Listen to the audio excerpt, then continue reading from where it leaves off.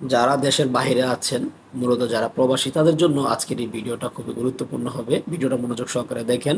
প্রথমে আমি এখানে সেটিংসে চলে যাব।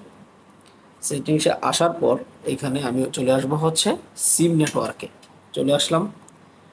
এখান থেকে দেখেন মোবাইল ডাটা, নিচে আসলে অ্যাডভান্স, আমরা অ্যাডভান্স এটিকে ট্যাপ করে দিলাম। এখন এখানে দেখেন ডাটা রোমিং। এই কারণে বললাম যারা প্রবাসী আছেন তাদের জন্য ভিডিওটা উপকারে আসবে। আপনি ধরেন কালকে বাড়িতে যাবেন বা পরশুদিন বাড়িতে যাবেন।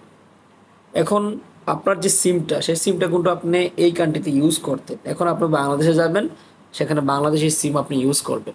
তো আপনি যে বাহিরের কান্ট্রিতে যে সিমটা ইউজ করতেন, অনেকে দেখা যায় এই সিমে কিন্তু অনেক পার্সোনাল ডাটা থাকে, আবার অনেকের ব্যাংক অ্যাকাউন্ট থাকে।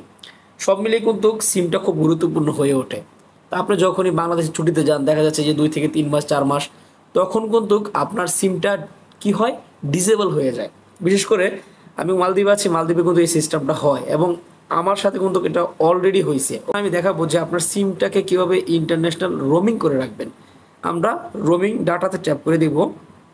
দেওয়ার পরে এখানে দেখেন চলে আসছে ইন্টারন্যাশনাল রোমিং। ওকে, এই যে দেখেন ইন্টারন্যাশনাল রোমিং, আমরা এখানে ট্যাপ করে দিচ্ছি।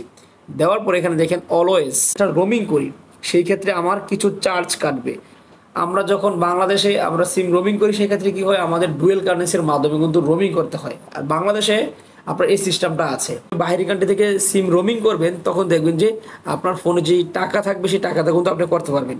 জাস্ট আপনি রোমিংটা অন করে রাখবেন, দেখবেন যে কিছু পরিমাণে টাকা আপনার কাছ থেকে কেটে নেবে। যদি আপনার ফোনে 30 থেকে 40 টাকা রাখেন, তাহলে কিন্তু এনাফ। ওকে, আপনি সুন্দরভাবে রোমিং চালু করে কিন্তু আপনার সিমটাকে সচল করতে পারবেন এবং সেই নেটওয়ার্ক কিন্তু আপনি বাংলাদেশে বসে চালাতে পারবেন। আশা করি আজকের এই ভিডিওটি দেখে আপনি উপকৃত হয়েছেন। যদি ভালো লাগে থাকে অবশ্যই লাইক করে আমাদের পেজটা ফলো করে দিবেন।